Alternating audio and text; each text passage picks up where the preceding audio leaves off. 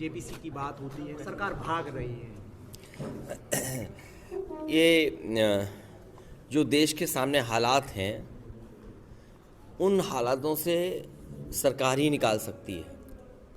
अचानक भारत के एक उद्योगपति जो दुनिया में नंबर 2 पे थे और आज 20 की सूची से भी बाहर हो गए। इस तरह की गिरावट और इतना बड़ा नुकसान किसी उद्योगपति का हो, और उद्योगपति जो हैं उनके साथ कारोबार करने वाले सरकारी संस्थाएं हैं जिन्होंने पैसा लगाया है। मुझे याद है उत्तर प्रदेश में जब बिजली विभाग के सरकारी कर्मचारियों का प्रोविडेंट फंड एक प्राइवेट कंपनी में लग गए थे, प्राइवेट कंपनी जब फेल हुई उसके परिणाम में सरकार ने कार्रवाई की और उस समय जो संबंधित अधिकारी थे उनके खिलाफ ये कार्रवाई हुई कि उन्हें जेल जाना पड़ा। आज भारत के बड़े उद्योगपति, उनमें LIC, state bank of India, इनका लाखों करोड़ रुपया है और अगर हम अनुमान लगाएं तो 1 लाख करोड़ रुपए 2 कंपनियों ने लगाया है। अगर उत्तर प्रदेश में उस समय के अधिकारी जिन्होंने फैसला लिया था कि सरकारी पैसा प्राइवेट कंपनी में इन्वेस्ट करें, जेल गए थे, क्या एसबीआई और एलआईसी के बड़े अधिकारियों के खिलाफ कार्रवाई होनी चाहिए कि नहीं? ये सबसे बड़ा सवाल है। और फिर मैं तो ये कहूँगा, एक अंग्रेजी की कहावत है, friend in deed is friend in indeed.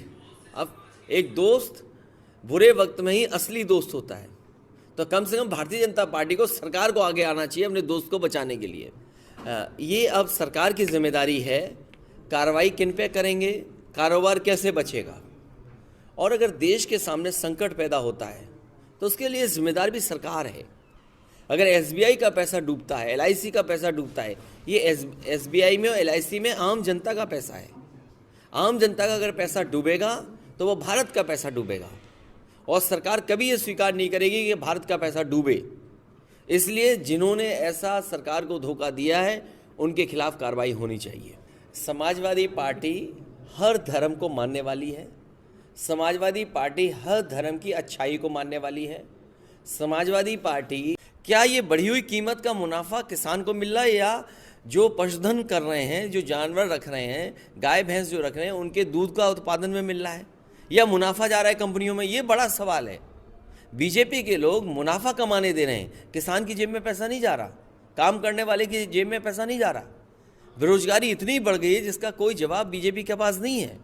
अब कामयाब होंगे। बेरोजगारी से संबंधित बात कर रही थी। देखिए, समाजवादी पार्टी या विपक्ष के लोगों को गांव-गांव, घर-घर समझाना पड़ेगा और जिस तरीके से समाजवादी पार्टी ने मैनपुरी में गांव-गांव, घर-घर समझाया था, वो गांव-गांव, घर तक बात पहुंचाएंगे तो कामयाब होंगे। और मैं आपसे कहूँगा, यहाँ पर एक ही तो मंत्री है ना, पर्यटन मंत्री। मुझे उम्मीद है कि इन्वेस्टमेंट के बहाने मैनपुरी में पर्यटन विभाग में जरूर कुछ इन्वेस्टमेंट आएगा।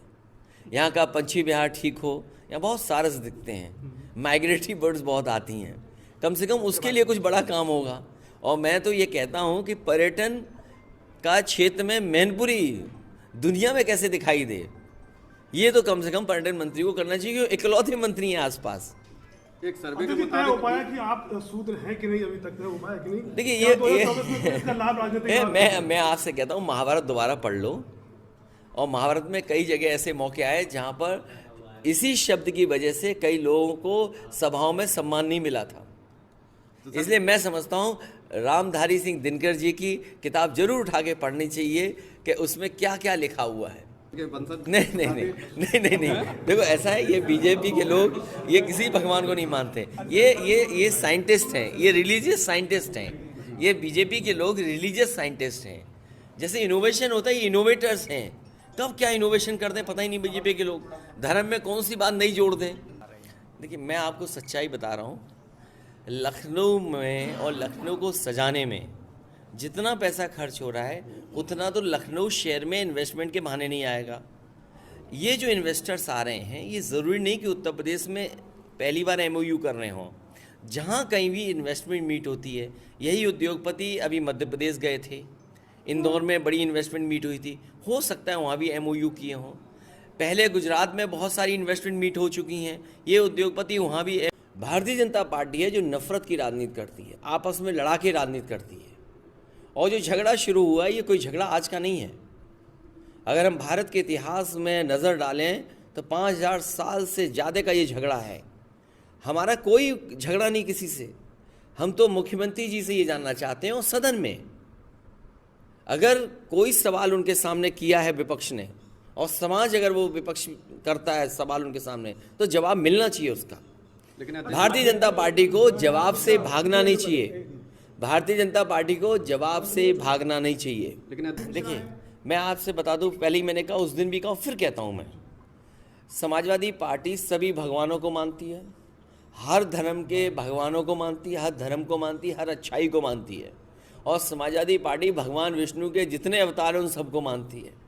लेकिन अगर कहीं कोई प्रश्न लगा है, प्रश्न चिन्ह उठा है, और ये लड़ाई कोई हिंदू धर्म की आज की नहीं है, 5000 साल से भी ज़्यादा हो चुके हैं। इसीलिए मैंने अभी भी उदाहरण दिया था कि बीजेपी के लोगों को रामधारी दिनकर जी की वो कविताएं पढ़नी चाहिए और एक बार फिर इतिहास के पन्ने पलटने चाहिए।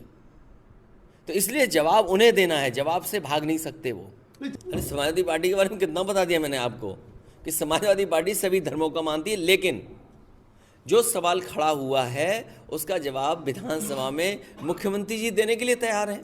अध्यक्ष जी, स्वामी रामदेव बाबा ने विवादित बयान दिया है कुछ दिन पहले, इस पर आप क्या कहना चाहेंगे? मैं स्वामी रामदेव जी से कहूँगा कि इधर देश को स्वास्थ्य की बहुत ज़रूरत है, ब्लॉक स्तर पे जरूर योग के कार्यक्रम लगाएं। नहीं, देखिए, भाजपा जो चाहती है वो कई बड़े दल काम करते हैं। अभी एक बड़े दल की राष्ट्रीय अध्यक्ष उन्होंने क्या कहा, बीजेपी जानती है कब किससे क्या बुलवाना है, इसलिए हमें आपको बहुत सावधान रहना पड़ेगा। वो बुनियादी सवाल आज भी वैसे के वैसे हैं। बजट पेश हुआ, ये आखिरी बजट था सरकार का। मैं तो ये कहूँगा ये विदाई बजट था, इसके बाद ये दोबारा लौटने वाले नहीं हैं। इन्होंने कहा था कि 2022 तक किसानों की आमदनी दोगुनी होगी, आय दोगुनी होगी। मुझे ये लगता है कि बीजेपी के लिए 2022 नहीं आया है। इन्होंने कहा कि महंगाई कम करेंगे, आज महंगाई किस स्तर पे है? अगर अमूल ने 3 रुपये बढ़ाए हैं, पराग भी बढ़ाने जा रहा है, इसका मतलब ये हुआ कि बाज़ार में जो कीमत दूध की हुआ था, इंडस्ट्रियलाइजेशन हुआ था, इंसेंटिव जब तक मिला तो वो कारखाने चले, इंसेंटिव बंद हो गया वो चले गए। इसी तरह रायबरेली अमेठी एक एग्जाम्पल है जहाँ पर जब तक इंसेंटिव मिला, उद्योगपतियों को कुछ सहूलतें मिली, तब तो उद्योगपति रहे। लेकिन जैसे ही उनको इंसेंटिव देना बंद किया वो उद्योगपति चले गए। मैनपुरी में भी राइस मिला, इसीलिए मैं कह रहा हूँ कि उद्योगपति मुनाफा कमाने आए हैं। सरकार को सोच समझ करके इन्वेस्ट कराना चाहिए, ये नहीं कि जो टाई पहने मिल गया, कोट सूट पहने मिल गया, उसी से एमओयू कर लें। अच्छा जी, एक आखिरी सवाल, 2024 में समाजवादी पार्टी कितनी जीते? देखिए, मैं आपको पहले भी कह चुका हूँ, ये बजट विदाई बजट था, विदाई के बाद ये लौटने वाले नहीं हैं। अभी हालिया में एक सर्वे आया, उसमें बीजेपी को 70 सीटें जीतता हुआ दिखा रहे हैं। ये सर्वे में आपको ये जानकारी करनी चाहिए पीछे से पैसा किसने लगाया है। कोई सर्वे फ्री तो होता नहीं है। जिस व्यक्ति ने सर्वे किया होगा, जिस एजेंसी ने सर्वे किया होगा, उस एजेंसी को कोई ना कोई स्पॉन्सर कर रहा होगा, और वो स्पॉन्सर कौन कर रहा था? हो सकता है बीजेपी समर्थक हो। देखिए, वजह है क्या, कहाँ कमी रह जाती है? अब कोई कमी की जरूरत नहीं, जनता इस बार इन्हें हटा देगी। मुझे पूरा भरोसा है कि जनता ने पिछली बार भी हटा दिया था, इस बार भी हटा देगी। लेकिन एमएलसी चुनाव के आंकड़े दूसरे कहते हैं एग्जामिनेशन नहीं होंगे, तो किसको डरा करके वोट ले लोगे? ये लोकतंत्र थोड़ी है, ये तो गिनती का चुनाव है। किसको डराना है, किसको धमकाना है, आप वोट ले लीजिए। लेकिन एक निर्दलीय प्रत्याशी तो जीता है। वो भी अलग परिस्थिति थी कानपुर की राजनीति की, क्योंकि उसमें बीजेपी में ही 2 फाड़ थी। अध्यक्ष जी, बिजली कंपनियों ने मतलब सरकार को प्रस्ताव भेजा है बिजली की दर बढ़ाने के लिए, क्या कहना चाहेंगे? वैसे भी उत्तर प्रदेश में सबसे बीजेपी स्वीकार कर लेगी, ये कौन सी बात हुई?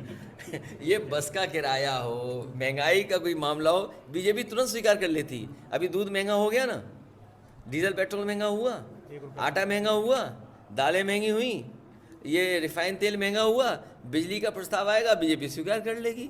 बस का किराए का महंगा का प्रस्ताव आएगा, वो स्वीकार कर लेगी। जहां महंगाई बढ़ानी होगी, बीजेपी तुरंत स्वीकार कर लेती है।